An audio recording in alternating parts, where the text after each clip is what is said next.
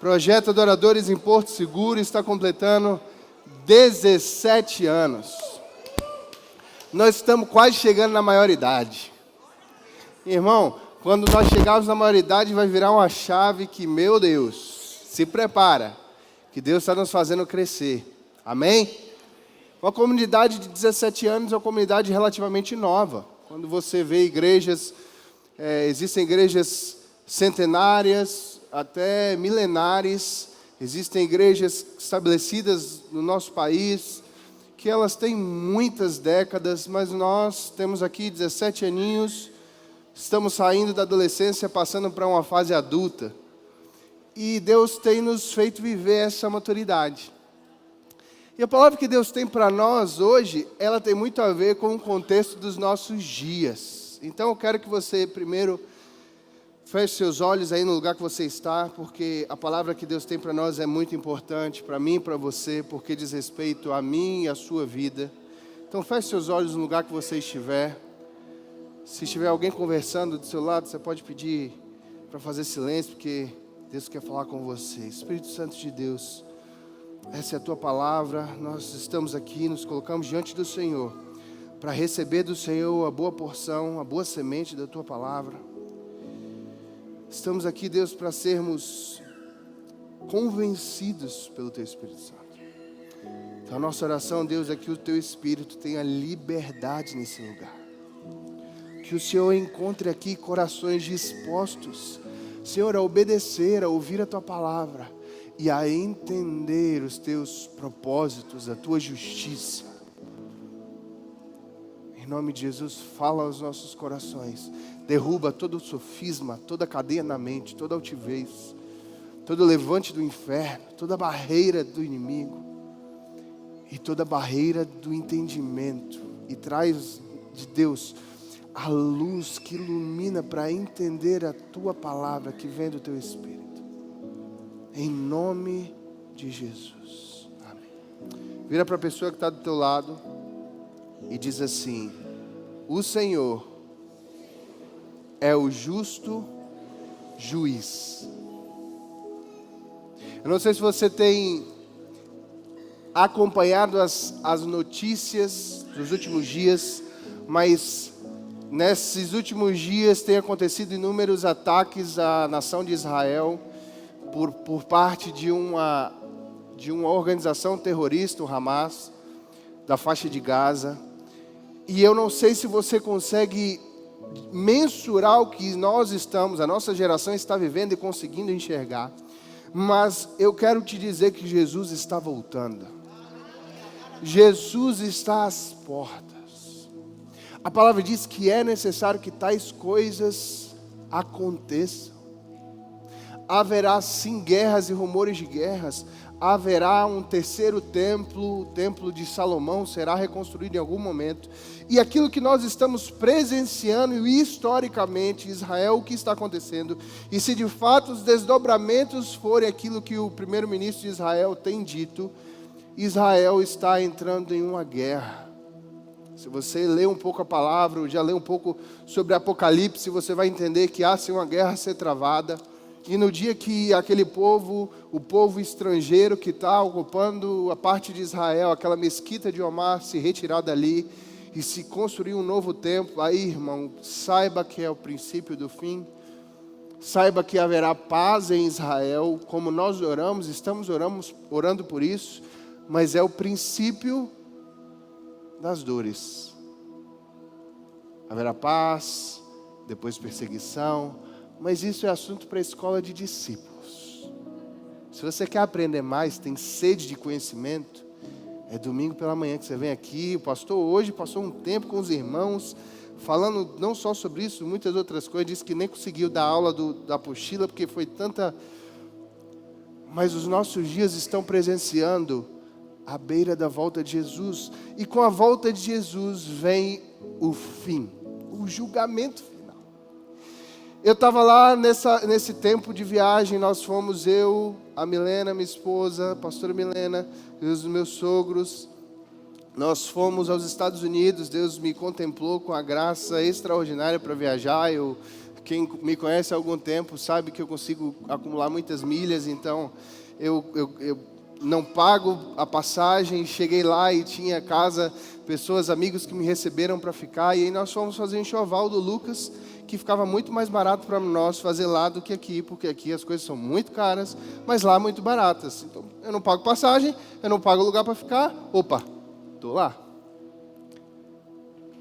Muitas vezes prosperidade, irmão, não é você ter, mas você viver. E eu tenho vivido a prosperidade do Senhor. Quer saber como? Arrasta para cima. Olha para o céu, irmão. De lá vem toda boa dádiva. É milagre. Se você olhar minha conta bancária, é milagre. Mas eu fui fazer enxoval nos Estados Unidos. Glória a Deus. E eu estou lá. Cheguei na casa do Edu e da Lorena, irmãos amados nossos que foram morar lá. Estão morando lá também. Visitei o Gui e a Nath, irmãos. Que saudade que eu estava deles. E nós estávamos lá e Deus me deu uma experiência. E com base nisso nasceu essa palavra. Então eu quero contar para vocês como foi. Eu cheguei lá e logo eu busquei aprender ou entender como era a legislação do lugar que eu estava. Porque eu não sei se você sabe, mas os Estados Unidos é um país muito criterioso e justo nas suas leis. Lá as leis são cumpridas, elas realmente acontecem. E eu aluguei um carro, eu não queria, obviamente, tomar multa de trânsito ou estacionar. Então, eu estacionei o carro na porta da casa dele. Eu perguntei, cara, como é que funciona aqui? Ele falou, não, você tem que pagar parquímetro. Aqui das 8 da manhã até as 6 da tarde, você tem que pagar o parquímetro. Custa, sei lá, 3, 4 dólares por 2 horas. E aí, quando completa 2 horas, você tem que trocar de vaga. Você não pode permanecer na mesma vaga, então você tem que ficar ligado. Eu falei, opa, vou ficar atento, porque eu não quero tomar uma multa. 40 dólares, se você fizer realmente a conta rápida aí, 5, vai dar quase uns 200 reais, 200 e pouco, mais de 200. Eu falei, é salgado, não quero tomar uma multinha, vou aprender logo como é que funciona. Aí ele me mostrou que era só entrar lá no site, no aplicativo, e você colocava a placa do carro, colocava tudo que era necessário, botava para estacionar, estava tudo certo. Então tudo que eu tinha que fazer era às 7h55 da manhã, acordar, entrar no aplicativo, colocar lá todos os dados e pronto. Até às 10 da manhã, a gente ia sair antes disso, está tudo tranquilo. Então, no primeiro dia, irmão, eu não queria falhar. Então, ao invés de só entrar no aplicativo, eu fui lá e desci. Ele falou, ó, pode saber, 7h59 vai ter um guardinha de trânsito aqui, num carrinho de golfe, ele vai estar andando e anotando as placas, e se você não tiver o parquímetro pago, ele vai te multar. Então, eu sabia que ele ia estar lá. 7h30 da manhã eu desci, fui para a academia, fui malhar, e que era de frente para a rua. Então, eu estou olhando, estou aqui malhando e olhando, e de repente vem realmente o rapaz com o carrinho parando, salta, olha a placa, começa a anotar aqui. Eu falei, opa, é minha hora, deixa eu ir lá. Fui lá, cheguei nele, meu irmão, deixa eu te falar, estou aqui, não sou daqui, primeiro dia, e eu quero entender como funciona, porque eu quero caminhar debaixo da lei, quero fazer o que é correto. Então, me ensina aqui, como é que faz? Ele me ensinou, fiz. Beleza, entendi. E aí, no segundo dia, eu falei, opa, já sei como é que faz, não preciso descer lá. Apesar de estar malhando, eu fiz no aplicativo mesmo. Não fui mais conversar com ele. Lá pelas tantas, 9 e pouco, a gente ia sair de casa no segundo dia. E eu chego no carro e, para minha surpresa, um envelopinho verde. Uma multa. Eu falei, caramba, tomei uma multa. O que aconteceu? Porque eu paguei o negócio. Eu fui lá assim, revoltado. Porque, pô, eu vim, busquei saber como era. Fiz o que era certo. Mas mesmo assim tomei uma multa. O que aconteceu? Fui lá, peguei a multa, comecei a olhar, conferir. Eu falei, errei. A placa do carro era M, eu botei W. Errei. Vacilei. Era M, eu botei W. 40 dólares, eu falei, Senhor, eu estou contando um dinheirinho para fazer o enxoval do Lucas. Eu faço tudo que é certo e aí uma multa, Deus. Poxa, isso não é justo, eu paguei. Eu errei a letra, mas eu paguei. O Espírito Santo me lembrou de quando o meu pai viveu isso. Se você já ouviu uma pregação dele falando sobre uma multa de trânsito. Ele foi para a corte. E aí eu lembrei disso. Eu falei, rapaz, eu posso ir apelar. Eu vou lá, porque aqui a justiça funciona. Moralmente, eu paguei pelo estacionamento. Eu não fiz, eu vacilei, eu tive um vacilo realmente. Eu errei uma letra. Mas a moral, ou obedecer à lei, foi cumprido. Então eu vou lá. Aí o meu amigo falou, ih, rapaz, nem vai, não sei o quê, não tem jeito. Eu falei, cara, o não eu já tenho. Eu vou tentar o sim. Aí eu botei lá no GPS, ao departamento de trânsito, fui lá, 3 minutinhos, bati lá. Chegando lá, a atendente olhou para mim e falou, primeiro eu dei a multa a ela, falei, olha, tomei essa multa, mas eu paguei. Está aqui o comprovante, eu só errei a letra. E não tinha como o rapaz lá do trânsito saber, porque ele coloca o número da placa. Não está registrado lá, é multa na certa, acabou. Eu paguei, eu fiz o que era certo, só que eu errei a letra. Ela falou, olha, não tem jeito, isso é sistêmico, não tem como. Eu falei, mas por favor, veja com o seu superior, veja o que é possível.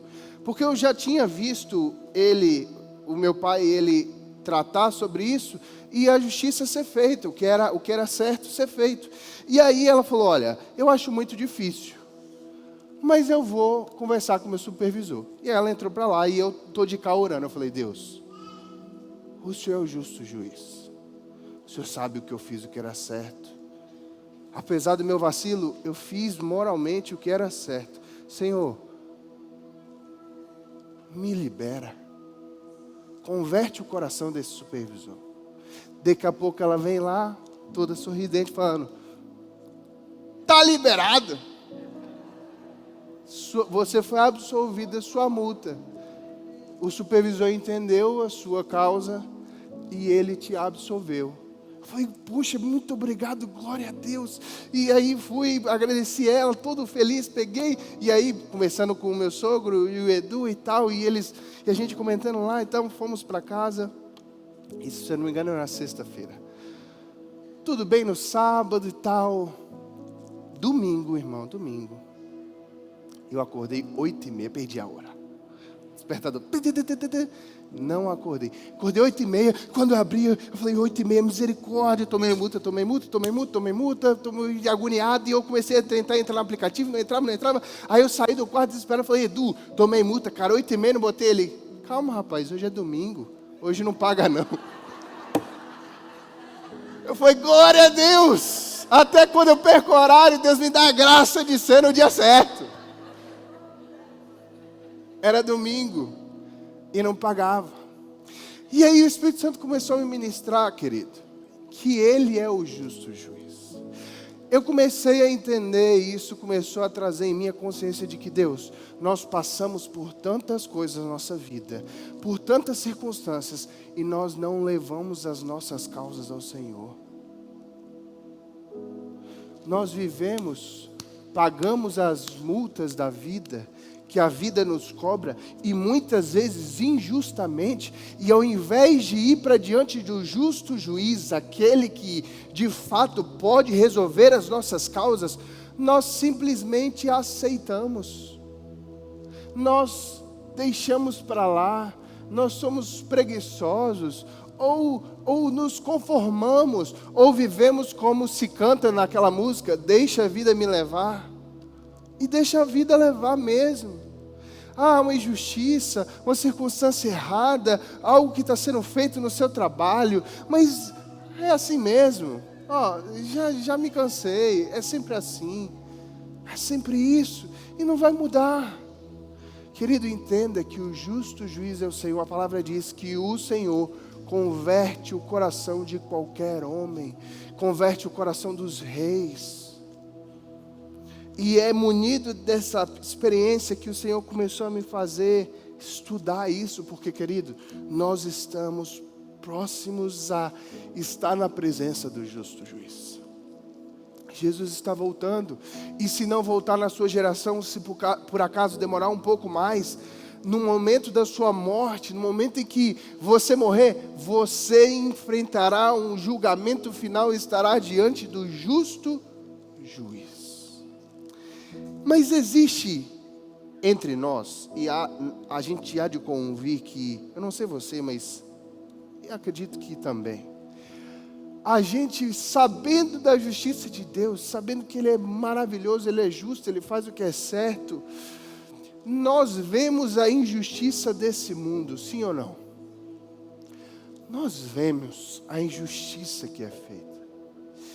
E eu quero que você abra a tua Bíblia no Salmo 73. Abre aí.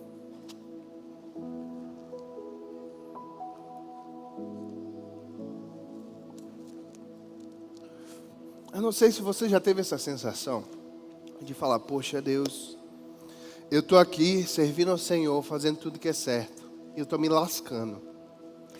E o abençoado, para não falar outra coisa, aquele que está vivendo da forma errada, incorreta, que está roubando, que está difamando, que está fazendo o que é errado.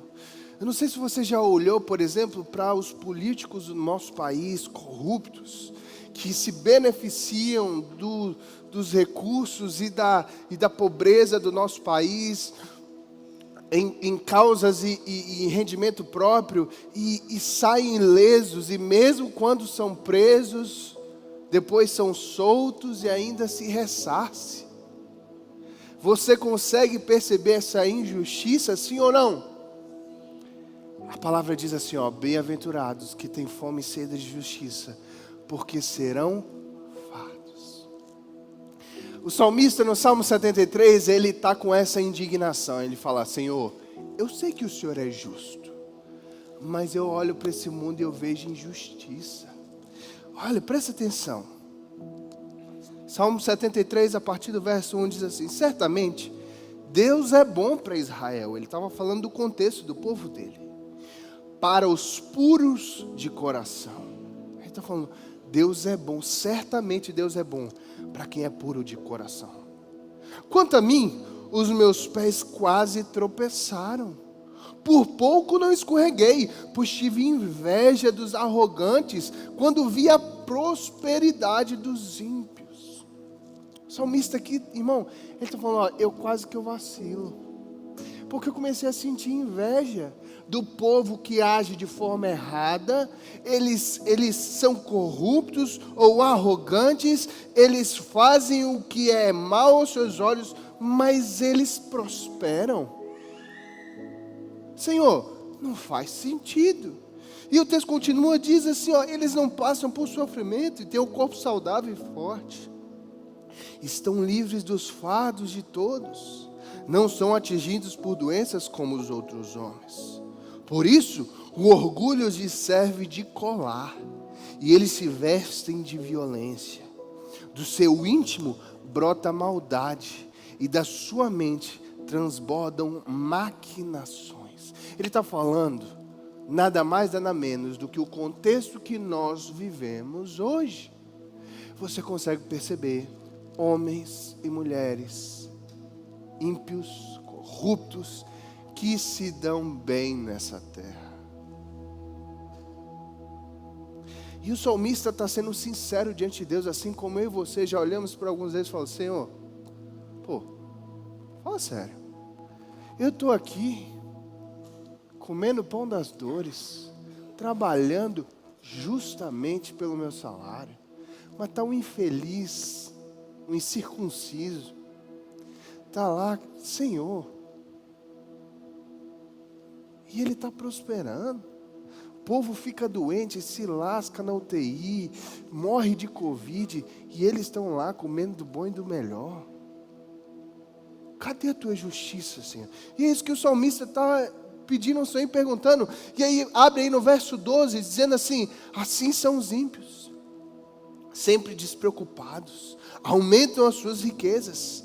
Certamente me foi inútil manter puro o coração e lavar as mãos da inocência, pois o dia inteiro eu sou afligido e todas as manhãs sou castigado. O salmista, irmão, está revoltado, porque apesar de saber que o Senhor é o justo juiz, apesar de entender isso, quando ele olha para os seus dias, e não é diferente de hoje, apesar da justiça de Deus, nós vemos na sociedade a injustiça escancarada.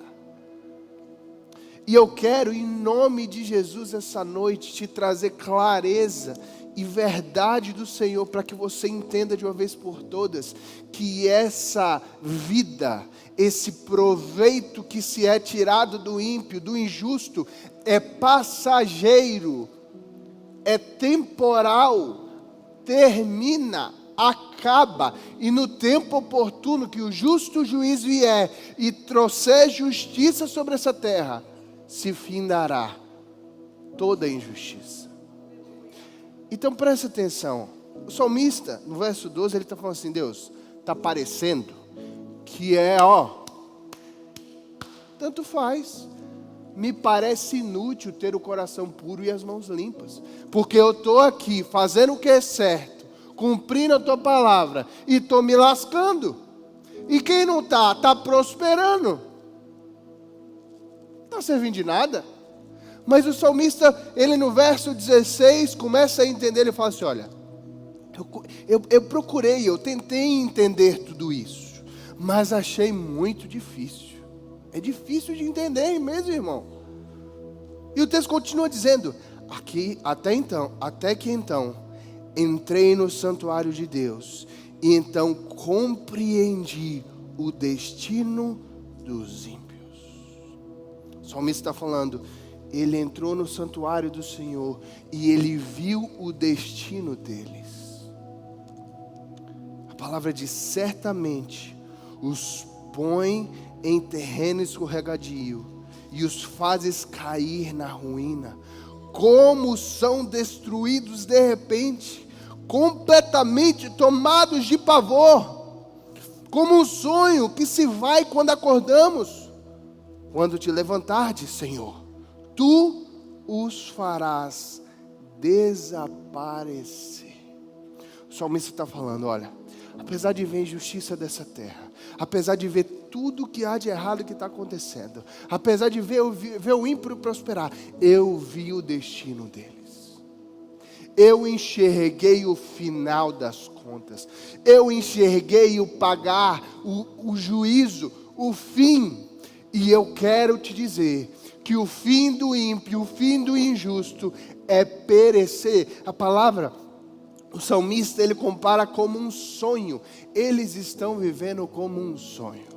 É maravilhoso enquanto você está sonhando, mas de repente você acorda.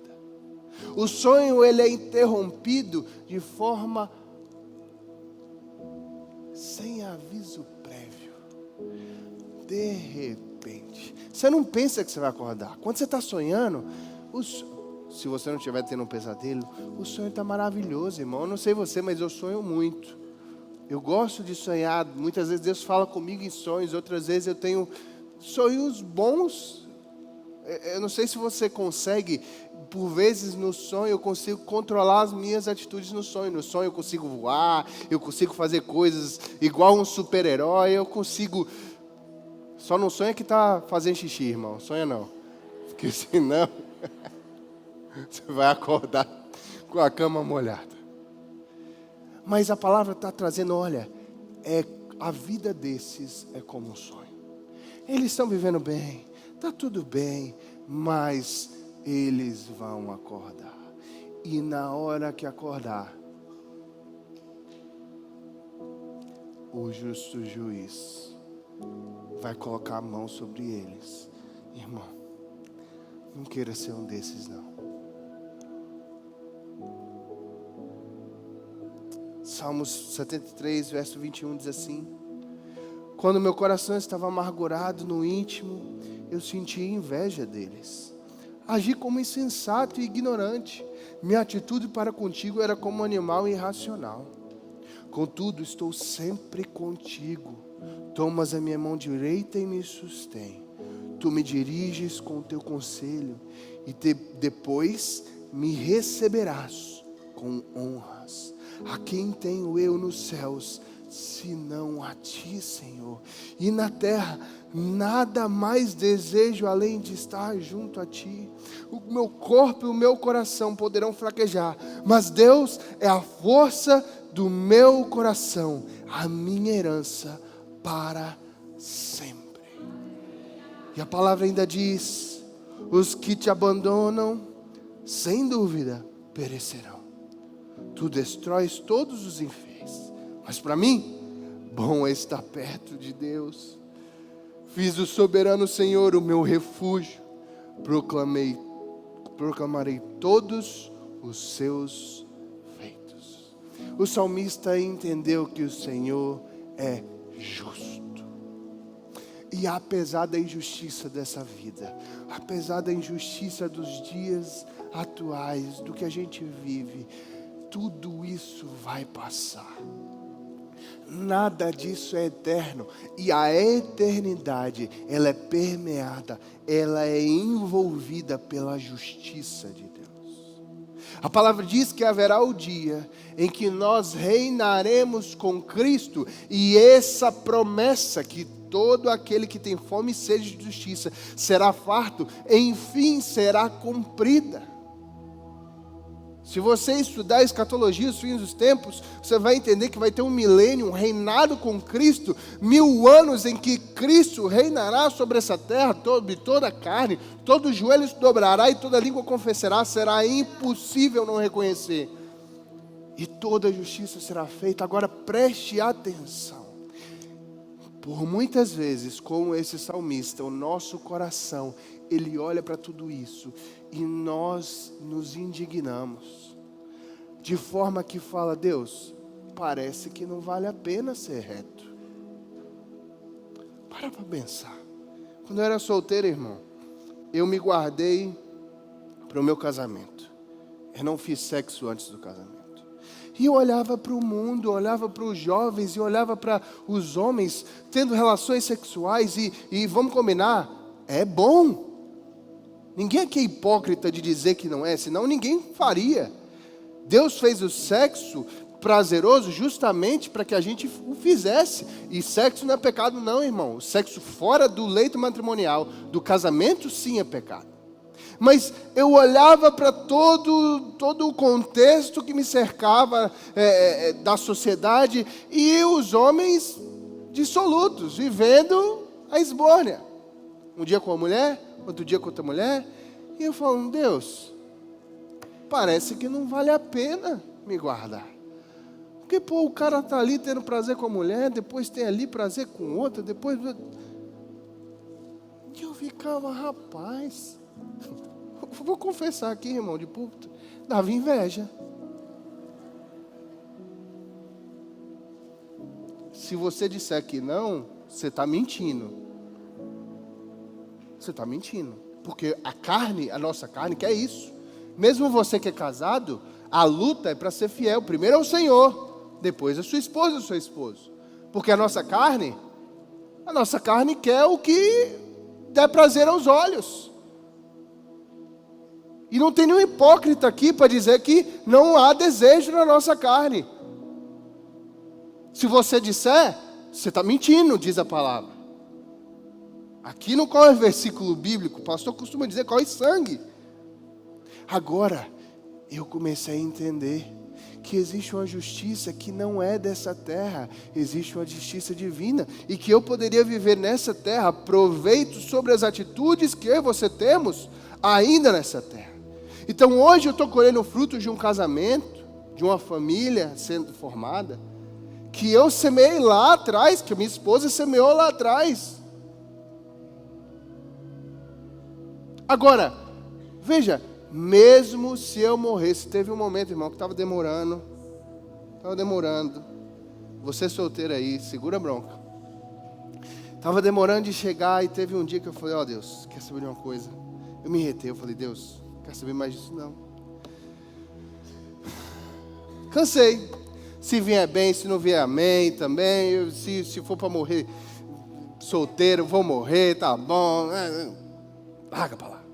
Irmão, nessa hora, Deus trouxe. Quando eu larguei o controle, eu falei assim, Deus, está nas suas mãos. Não vou ficar mais procurando, não vou ficar mais importando com isso, não vou nem mais orar por isso. Está com o Senhor. Nessa hora apareceu. Irmão, leve a tua causa diante do Senhor. Leve as circunstâncias que você está vivendo diante do Senhor, porque Ele é justo. Se Ele encontrar justiça no teu coração, se de você de fato tiver as mãos limpas e o coração puro, Ele vai agir em teu favor. Abre a tua Bíblia em Salmos 7. Nós vamos usar aqui a história de Davi, pelo menos só uma parte dela, para entender como Deus age em favor daqueles que têm o coração reto e as mãos limpas diante dele. Salmos capítulo 7, a partir do verso 1. Eu vou ler corrido, eu vou ler todo, e você pode ir marcando na Bíblia aquilo que for Deus, o Espírito Santo for falando com você. Salmos capítulo 7, a partir do verso 1. É um trecho que Davi escreve enquanto ele está sendo perseguido. Eu vou falar o contexto para que você entenda. Davi, ele era servo do rei Saul. Ele não era filho de Saul, mas ele se tornou rei. A palavra diz que Deus achou graça no coração de Davi. E Deus se entristeceu e se chateou com Saul pelas atitudes de Saul. E a palavra diz então que o Espírito de Deus deixou Saul e se apossou de Davi. E Samuel, no meio de tudo isso, ungido por Deus. Deus manda Samuel ungir Davi rei, ainda enquanto Saul reinava. Então imagina um rei, sabendo que o profeta está ungindo outro rei, ele começa uma perseguição, caçando Davi. Só que Davi vai para diante do Senhor e coloca a causa diante dele, porque ele nem tinha escolhido aquilo. Davi era um homem do campo, ele cuidava das ovelhas. Foi o mesmo homem que matou Golias, que matou o leão e o urso, enquanto cuidava das ovelhas, sendo preparado por Deus. Depois a gente vai entender isso, mas o Salmo 7 é Davi diante de Deus, falando: Deus, está aqui minha causa. Eu estou sendo perseguido, mas o Senhor sabe que eu não fiz o que é mal. Olha só, lê comigo aí. Senhor, meu Deus, em Ti me refugio.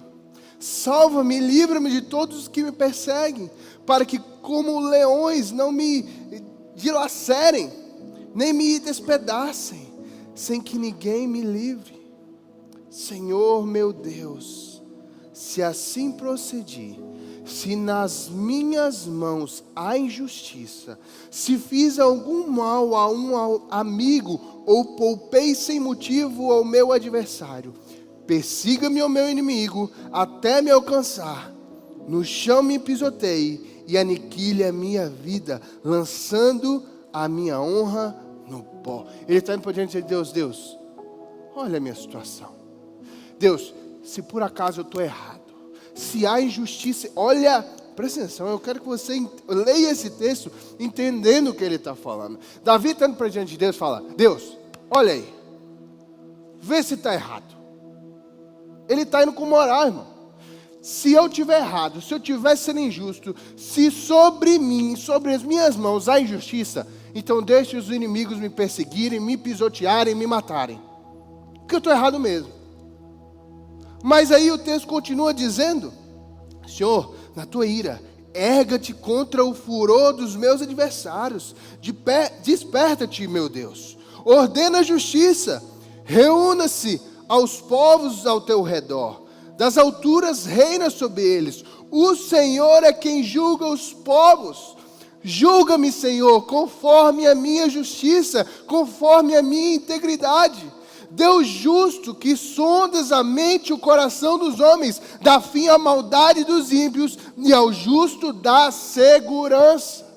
Davi é alguém que entende quem é o Senhor, entende a justiça de Deus, e ele vai para diante do justo juiz. Ele vai requerer e colocar a causa dele diante do Senhor, falando: Deus, eu não estou como injusto, eu estou como justo, então me julga conforme a tua justiça. Olha a minha integridade, olha o meu coração. Assim como Davi, eu e você precisamos levar as nossas causas diante do Senhor. A palavra diz: com toda oração e súplica e ação de graças. Agora presta atenção, você precisa se encontrar íntegro, com mãos limpas e coração puro. Senão, irmão, não adianta ir para diante do juiz. Não adiantaria naquele dia eu ir lá pedir a absolvição da minha multa se eu não tivesse feito o que era certo. Olha, é porque eu não sabia, eu não vi, eu não sabia da lei. Na experiência que o pastor teve, o juiz trouxe, olha, o não conhecimento da lei não te isenta da culpa, a lei está para todos. Você deveria saber conhecer a lei, buscar conhecer a lei. Se eu chegasse simplesmente pedindo, por favorzinho, me libera, não tem isso, irmão.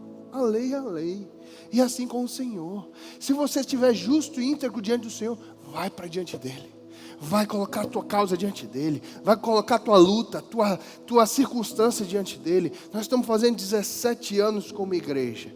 E nós temos lutas, batalhas. Vitórias a serem contadas, mas batalhas a serem travadas.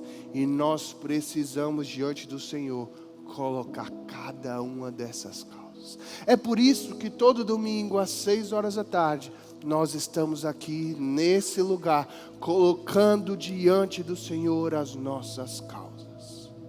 Como igreja, mas você pessoalmente precisa começar a entender que o Senhor é o justo juiz. Eu fui lá naquele dia, naquele departamento, porque eu sabia o Deus que eu tinha, que eu tenho. Eu sabia que Ele era justo e que Ele converte o coração de qualquer um. E apesar do meu amigo ter dito, olha, eu nunca vi isso acontecer, eu falei, não importa, eu posso ser o primeiro, porque o meu Deus é justo e eu fiz o que era certo. Então eu estou indo lá. Você não pode se conformar com a injustiça, com aquilo que você está vivendo, que se você tiver de coração limpo, se você estiver fazendo o que é certo, vai para diante de Deus e Ele vai entrar com provisão.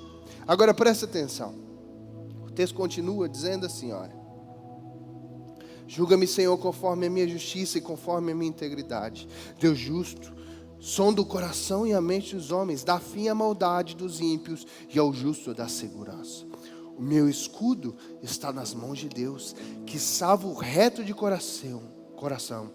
Deus é um juiz justo, um Deus que manifesta cada dia o seu furor.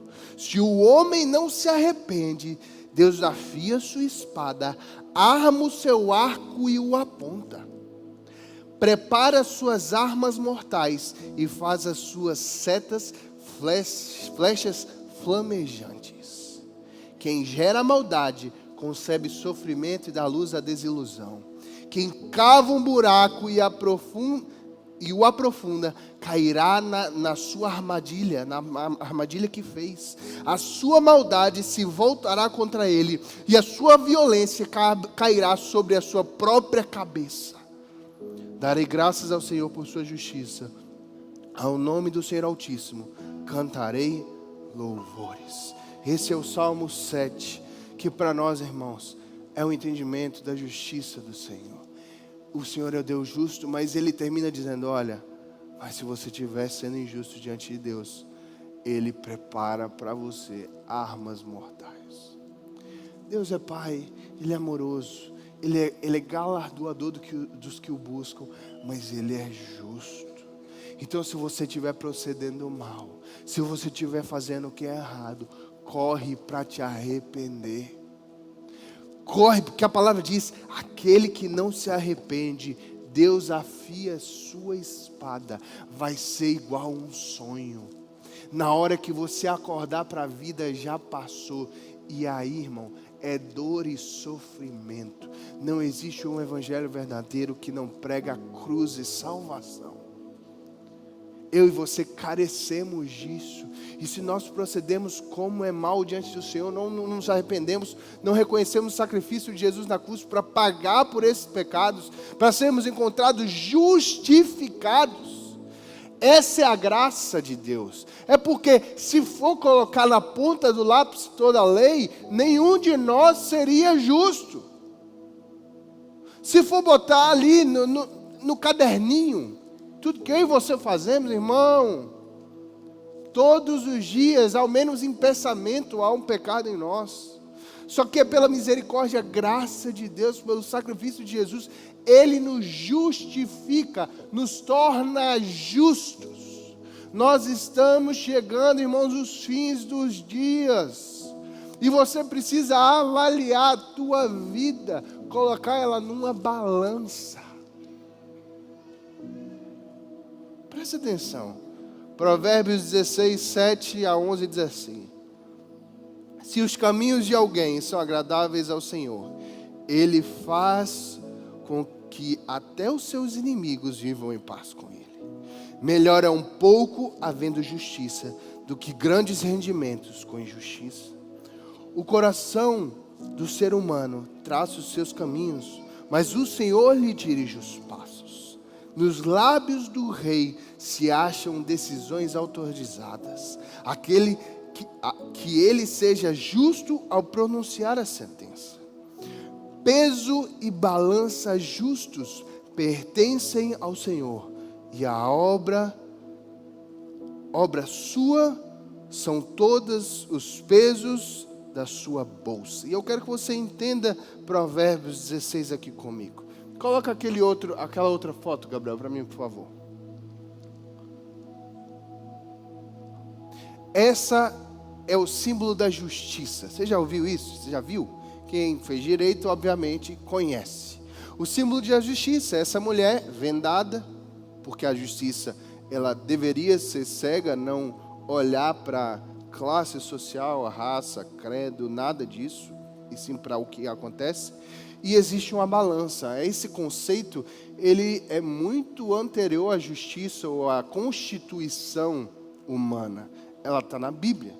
Provérbios, e se você olhar Daniel, ele já descreve essa balança.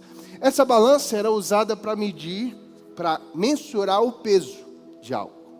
Ela era para equilibrar. Então, vamos supor que você tinha uma unidade de medida pré-determinada a 1 quilo, que você colocava num lado da balança. Então, quando se ia comercializar, você ia preenchendo o outro lado, até que se houvesse um equilíbrio, você sabia, bom, agora chegou em 1 quilo.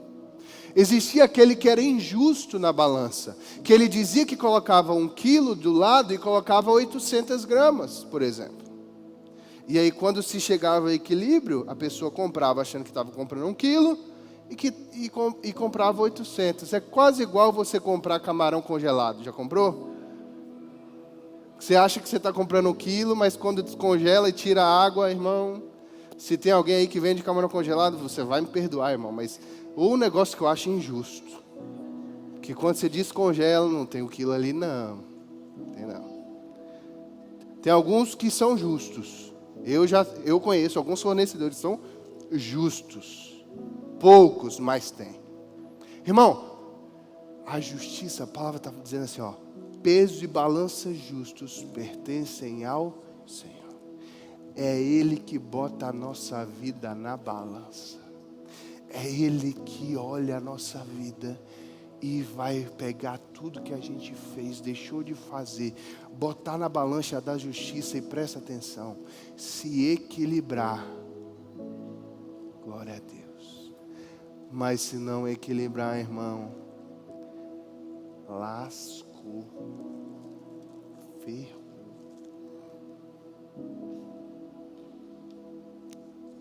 Essa é a verdade. Esses dias eu estava vendo na internet, um repórter da Globo, inclusive, falando sobre os atentados de Israel, e ele mesmo falando sobre o terceiro templo, que está na palavra, e ele mesmo, não sei se você viu isso, mas ele mesmo dizendo, olha, os cristãos dizem que isso era necessário, que vai vir o terceiro templo, depois disso Jesus volta, e quem for salvo vai com ele, e a gente vai se lascar. E aí ele mesmo fala assim, isso aí é uma loucura, mas é o que eles acreditam. Até as pedras estão clamando, irmão. A loucura é nossa, que está olhando para uma palavra milenar e vendo tudo acontecer como a palavra diz, mas eles que estão olhando esse mundo e criando os gêneros, não, é que são corretos no pensamento. Entenda, irmão. Esse mundo não é justo, mas o Senhor é. E no momento certo, a palavra diz em Daniel 5, olha só, Beltesazar era filho do rei Nabucodonosor. Nabucodonosor foi um rei no tempo de Daniel. Lembra daquela história Daniel, seus amigos, lá na fornalha. Daniel vai, ele decide não firmemente não se contaminar com as iguarias. Ele vai para a fornalha, o anjo do Senhor está com eles não são queimados. Nabucodonosor então entende que era o Deus verdadeiro e começa a adorar o Deus verdadeiro, até o ponto que ele se desvia também. Deus vem sobre ele fica maluco, se você ler o texto, até que ele reconhece e volta para Deus, Nabucodonosor. Mas quando Belsazar, o seu filho, ele assume o trono, ele vai dar uma festa, e ele traz os utensílios do templo da casa do Senhor, o templo de Israel. Ele traz os utensílios para um banquete do povo, do reinado dele, e das coisas erradas que estavam acontecendo, e ele começa a profanar as coisas do templo. E aí, versículo 27, o profeta chega para ele e fala: olha, o Senhor te diz, você foi pesado na balança e achado em falta. O teu reino será dividido e entregue aos medo-persas. Se você entende de história, depois do reino da Babilônia, o reino persa assumiu, que foi um dos 4 grandes reinos mundiais que existiram. Depois veio o grego, depois o romano. Depois nunca mais houve um reino mundial. Mas quando você lê a palavra, você vai ver um Deus que coloca na balança. Eclesiastes 12:14 diz assim: pois Deus trará julgamento a tudo que foi feito, inclusive tudo que está escondido, seja bom, seja mal. Olha o que Apocalipse 20, verso 11 nos diz. Abre aí, irmão. Apocalipse, está chegando. Está chegando. Pois não disse que não avisou.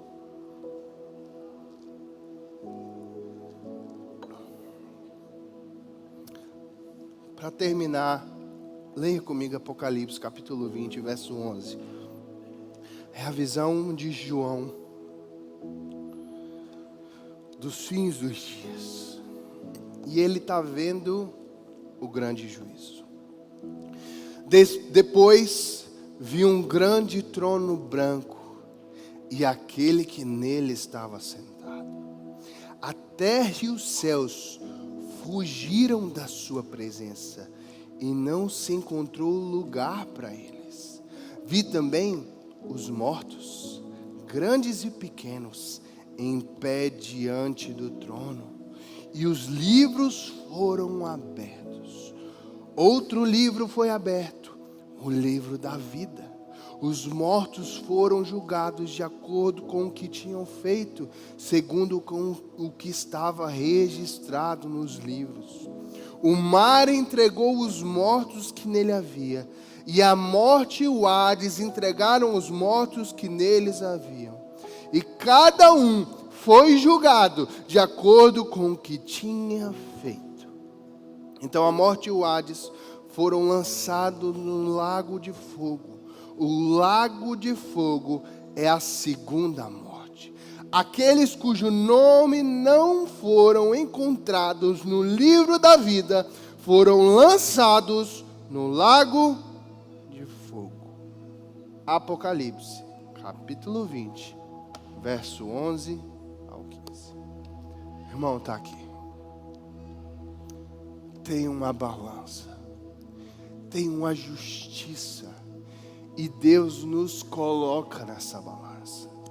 Se a tua vida está equilibrada, glória a Deus. Vai para diante de Deus, coloca as tuas causas. Ele é fiel, Ele vai entrar com providência, Ele vai te ajudar. Mas se tu está encontrando falta diante da balança do Senhor, se tu está procedendo de forma errada e precisa se arrepender, hoje é esse dia. Sabe por quê? Presta atenção. O texto de Apocalipse nos revela algo muito importante. O livro da vida, o livro dos 7 selos, ele elimina essa balança. A palavra diz, olha, aquele que foi posto na balança e o nome não estava no livro da vida, esse foi lançado no lago de fogo.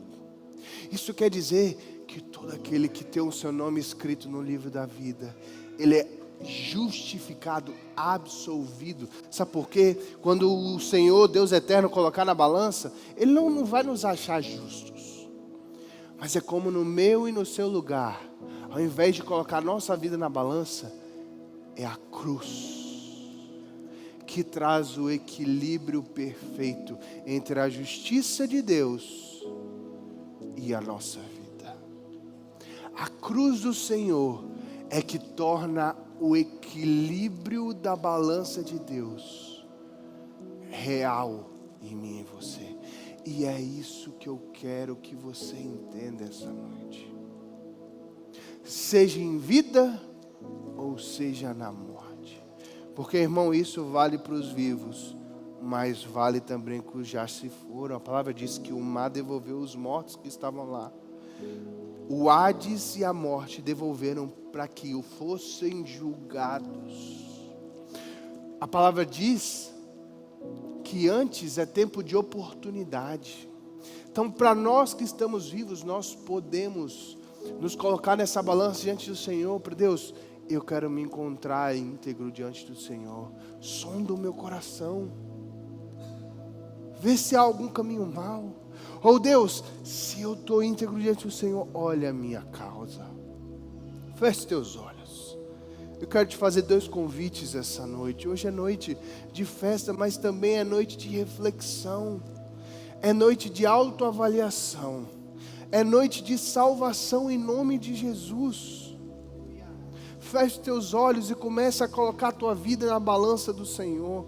Comece a olhar para si mesmo. A palavra diz que nenhum homem pode sondar o coração, só o Senhor.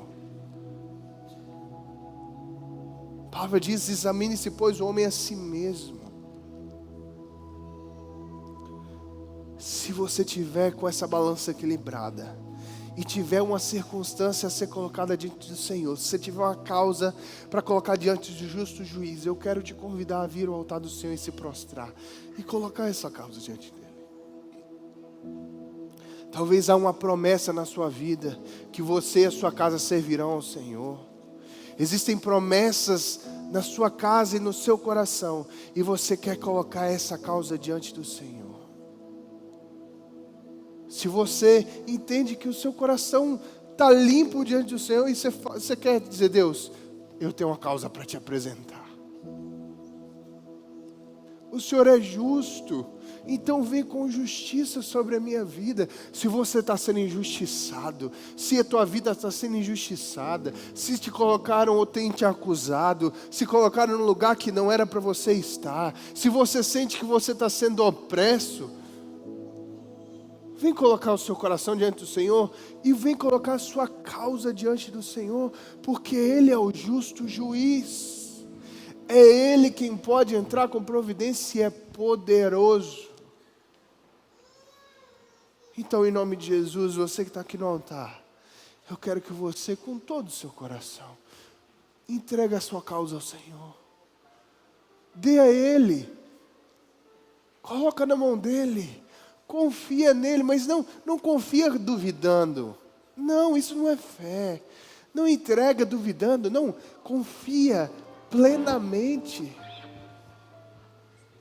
sem duvidar. Se você não veio ao altar para colocar algo diante do Senhor,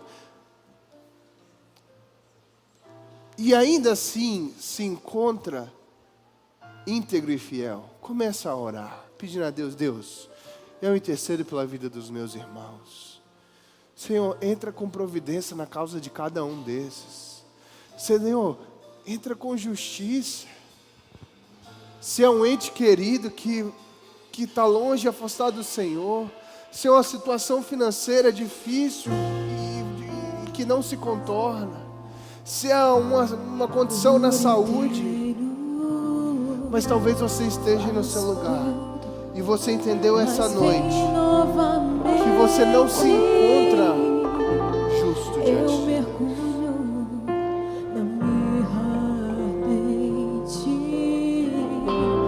Quero que você coloque a sua vida diante de Deus. Enquanto nós adoramos, em nome de Jesus, que você seja tocado pelo Espírito.